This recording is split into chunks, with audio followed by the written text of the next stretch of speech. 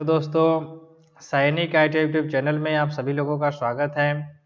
आप मेरे चैनल को सब्सक्राइब करें और अपने सभी दोस्तों को शेयर करें। आज मैं इलेक्ट्रीशियन सेकेंड ईयर का क्वेश्चन हल कराऊंगा, जिनका फ़िलहाल में CBT एग्ज़ाम चल रहा है। उन सभी छात्रों के लिए आप लोग इसको पढ़ते रहिए और सभी अपने दोस्तों को शेयर करिए। चलिए अब चलते हैं हम लोग क्वेश्चन की ओर। क्वेश्चन नंबर है 326। ट्रांजिस्टर सर्किट में फंक्शन का प्रकार क्या होता है? जो ट्रांजैक्शन है आपका, जो ट्रांजिस्टर है ना, इसी के सर्किट के फंक्शन के बारे में पूछा गया है। किस तरह से यह कार्य करता है? स्विचिंग, दोलन, मॉड्यूलेशन, प्रबंधन। तो किस पे कार्य करता है? ऑप्शन नंबर ए हो जाएगा, स्विचिंग पे यह कार्य करता है। अगले क्वेश्चन की ओर चलते हैं। क्वेश्चन नंबर है 327। एम्पलीफायर सर्किट में नकारात्मक फीडबैक की आवश्यकता क्यों होती है? जो एम्पलीफायर होता है सर्किट में नकारात्मक फीडबैक की आवश्यकता क्यों होती है? विकृति को कम करने के लिए क्या होता है? विकृति को कम करने के लिए, प्रवर्धन कारण को बढ़ाने के लिए, आउटपुट वोल्टेज बढ़ाने के लिए, आउटपुट धारा लाभ में वृद्धि के लिए। ये पूछा गया है कि इसके लिए यह फीडबैक की आवश्यकता होती है। तो आपका आंसर हो जाएगा ए, विकृति को कम करने के लिए इसका प्रयोग किया जाता है। अब अगले क्वेश्चन की ओर चलते हैं। 328 नंबर। पावर कंट्रोल सर्किट में डायोड का उद्देश्य क्या होता है? पावर कंट्रोल सर्किट में डायोड का उद्देश्य क्या होता है? आपका ऑप्शन है रेक्टिफायर के रूप में, ट्रिगर करने के रूप के लिए, एक ऑसिलेटर के रूप में, प्रवर्धक के रूप में। तो क्या हो जाएगा आपका? ऑप्शन नंबर ए बी हो जाएगा आपका, ट्रिगर करने के लिए इसका प्रयोग किया जाता है। अगले क्वेश्चन की ओर चलते हैं। Question number 329। इलेक्ट्रॉनिक पंखा नियामक नियंत्रण सर्किट में किस प्रकार के नियंत्रण उपकरण का उपयोग किया जाता है? कौन से उपकरण का उपयोग किया जाता है? ठीक, ऑप्शन है आपका ए FET फिट, UJT, बी है DIAC, डी है TRIAC। तो आपका क्या हो जाएगा? Option D, TRIAC। अगले क्वेश्चन की ओर चलते हैं। 330 नंबर। SCR का कौन सा चतुर्थांश प्रचालन रिवर्स बेयसिंग में भारी करंट देता है? बेयसिंग में भारी करंट देता है।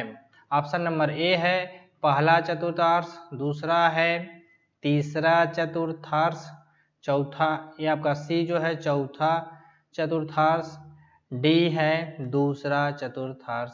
इसमें से आपका कौन सा होता है? ऑप्शन नंबर है बी, तीसरा चतुर्थांश होता है। अगले क्वेश्चन की ओर चलते 331 नंबर। सत्य तालिका किस लॉजिक गेट को संदर्भित करती है? सत्य तालिका किस लॉजिक गेट को संदर्भित करती है? ऑप्शन नंबर ए है AND, B not, C nor, D जो है नॉन्ड। ठीक है, यानी ND। तो आपका ऑप्शन हो जाएगा सी। ठीक है, nor. Option number C, nor. अब चलते हैं अगले क्वेश्चन की ओर। 332 नंबर। CRO में टाइम बेस कंट्रोल, जो CRO में टाइम बेस कंट्रोल स्विच या नाब का उपयोग क्या होता है? स्विच या नाब का उपयोग क्या होता है? स्विच स्पीड का चयन करें, क्या कह रहा है, स्वीप स्पीड का चयन करें, इनपुट वोल्टेज रेंज का चयन करें, सी जो है इनपुट सिंगल वोल्टेज का चयन करें, डी है बीम की तीव्रता का चयन करें। तो क्या हो जाएगा, ऑप्शन नंबर हो जाएगा ए आपका स्वीप स्पीड का चयन करें। अगले क्वेश्चन की ओर चलते हैं। Question number 333। ट्रायक मोटर नियंत्रण सर्किट में एक स्नैबर सर्किट का उपयोग क्यों किया जाता है? ट्रायर मोटर नियंत्रण सर्किट में एक स्नैबर सर्किट का उपयोग क्यों किया जाता है? क्यों करते हैं? ऑप्शन नंबर ए है गलत ट्रिगर से बचने के लिए, ऑप्शन नंबर बी है ट्रायक का जीवन बढ़ाने के लिए, ऑप्शन नंबर सी है मोटर बलागुड़ को बढ़ाने के लिए, डी है मोटर की गति को स्थिर बनाए रखने के लिए। तो इसमें क्या हो जाएगा आपका, ऑप्शन नंबर ए हो जाएगा गलत ट्रिगर से बचने के लिए इसका प्रयोग किया जाता है। अगले क्वेश्चन की ओर चलते हैं। 334 नंबर। हाफ वेव रेक्टिफायर में आउटपुट डीसी वोल्टेज क्या होता है यदि इनपुट एसी वोल्टेज 24 वोल्ट है? तो इनपुट क्या है, एसी वोल्टेज 24 वोल्ट है। तो या क्या अगर इनपुट आपका 24 है तो आउटपुट जो होगा डीसी वोल्टेज कितना प्राप्त करेगा? ए का है 24 वोल्टेज देगा, बी 12 वोल्टेज देगा, सी है 9.6 वोल्ट देगा, डी है 10.8 वोल्ट देगा। ऑप्शन नंबर डी है 10.8 वोल्ट देगा। अगले क्वेश्चन की ओर चलते हैं। 335 नंबर। जर्मेनियम की तुलना में सिलिकॉन द्वारा अधिकांश अर्धचालक उपकरण क्यों बनाए जाते हैं? जर्मेनियम की तुलना में सिलिकॉन द्वारा अधिकांश अर्धचालक उपकरण क्यों बनाए जाते हैं? क्यों बनाते हैं? उच्च बाधा वोल्टेज, बी है उच्च प्रतिरोध रेंज, सी है उच्च तापीय चालकता, डी है उच्च धारा ले जाने की क्षमता। तो आप क्या हो, आंसर क्या हो जाएगा? ऑप्शन नंबर ए हो जाएगा उच्च बाधा वोल्टेज। क्या होगा? उच्च बाधा वोल्टेज। अगले क्वेश्चन की ओर चलते हैं। 336 नंबर। यदि ट्रांसफार्मर का सेकेंडरी टैप पूर्ण तरंग रेक्टिफायर सर्किट में खुला हुआ है तो आउटपुट वोल्टेज क्या होगा? अगर सेकेंडरी वाइंडिंग अगर ओपन है तो आउटपुट वोल्टेज पूछा है क्या होगा? ऑप्शन नंबर ए है 0 वोल्टेज होगा, बी है पूर्ण रेटेड निर्गत होगा, डी है सी है रेटेड निर्गत का आधा होगा, रेटेड निर्गत का 1/4 होगा। तो ऑप्शन नंबर ए हो जाएगा आपका 0 वोल्टेज होगा, कोई भी वोल्टेज आपको प्राप्त नहीं होगा। अगले क्वेश्चन की ओर चलते हैं। 337 नंबर। कौन सा दोलन उच्च सटीक स्थिर आवृत्ति प्रदान करता है? आवृत्ति प्रदान करता है। ऑप्शन नंबर आपका हो जाएगा ए हॉर्टेलेज ऑसिलेटर प्रदान होगा। अगले क्वेश्चन की ओर चलते हैं। Question number 338। एक ट्रांजिस्टर में आधा सामग्री का विशेष गुण क्या होगा? एक ट्रांजिस्टर में आधा सामग्री का विशेष गुण क्या होगा? हल्के से टोप किया हुआ और बहुत पतला, भारी और बहुत पतला। सी है हल्के से टोप किया हुआ और बहुत बड़ा। अगला है डी भारी और बहुत बड़ा। तो इसका आंसर आपका क्या हो जाएगा? ऑप्शन नंबर ए है हल्के से टोप किया हुआ और बहुत पतला। अगले क्वेश्चन की ओर चलते हैं। Question number 339। एम्पलीफायर का प्रकार क्या होता है? जो आपका एम्पलीफायर होता है उसी का प्रकार पूछा गया है। एम्पलीफायर का प्रकार क्या होता है? ये आपका क्या है? एक एम्पलीफायर बनाया गया है, इसी का प्रकार पूछा गया है। यह किस प्रकार का एम्पलीफायर है? ठीक है, किस प्रकार का एम्पलीफायर है? Push pull amplifier, common base amplifier, emitter follower amplifier, common emitter amplifier. तो आपका ऑप्शन क्या हो जाएगा? ऑप्शन नंबर डी हो जाएगा, कॉमन एमीटर एम्पलीफायर होगा। क्या होगा? Common emitter amplifier. अगले क्वेश्चन की ओर चलते हैं। 340 नंबर, कौन सा प्रतिरोध एक समांतर एमीटर एम्पलीफायर में वोल्टेज लाभ को निर्धारित करता है? ये भी एक एम्पलीफायर है आपका, ठीक है। समांतर एमीटर एम्पलीफायर में कौन सा वोल्टेज लाभ को निर्धारित करता है? तो कौन सा होता है इसमें निर्धारित करता है? A1 मतलब रेजिस्टेंस 1, रेजिस्टेंस 2, रेजिस्टेंस लाइन 1 और रेजिस्टेंस E, ठीक है। तो आपका क्या हो जाएगा उत्तर इसका? ऑप्शन नंबर हो जाएगा आपका सी, ठीक है, RL। अगले क्वेश्चन की ओर चलते हैं। क्वेश्चन नंबर है 341, कौन सा मल्टी वाइट ब्रेडर आउटपुट से दोहरावदार पल्स वेव पैदा करता है? पल्स वेव पैदा करता है। इसका हो जाएगा उत्तर आपका option number A, stable multi vibrator होता है। क्या होता है? स्टेबल मल्टी वाइब्रेटर होता है। अगले क्वेश्चन की ओर चलते हैं। क्वेश्चन नंबर है 342, दोलक में एक फीडबैक नेटवर्क का उपयोग क्यों किया जाता है? फीडबैक नेटवर्क का प्रयोग क्यों किया जाता है? नेटवर्क का हम लोग प्रयोग क्यों करते हैं? ऑप्शन नंबर इसका डायरेक्ट हो जाएगा, देखिए सी, सिग्नल को 180 से फेज शिफ्ट करने के लिए, ठीक है, फीडबैक नेटवर्क का प्रयोग किया जाता है।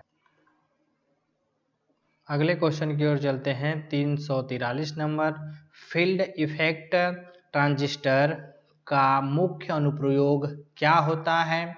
फील्ड इफेक्ट ट्रांजिस्टर का मुख्य अनुप्रयोग क्या होता है? क्या होता है आपका? ऑप्शन नंबर ए है, वोल्टेज नियंत्रण डिवाइस होता है। क्या होता है? वोल्टेज नियंत्रण डिवाइस होता है। क्या होता है? वोल्टेज नियंत्रण डिवाइस होता है। अगले क्वेश्चन की ओर चलते हैं। 344 नंबर, यूनी जंक्शन ट्रांजिस्टर का मुख्य कार्य क्या होता है? यूनी जंक्शन ट्रांजिस्टर यूजेटी का मुख्य कार्य क्या होता है?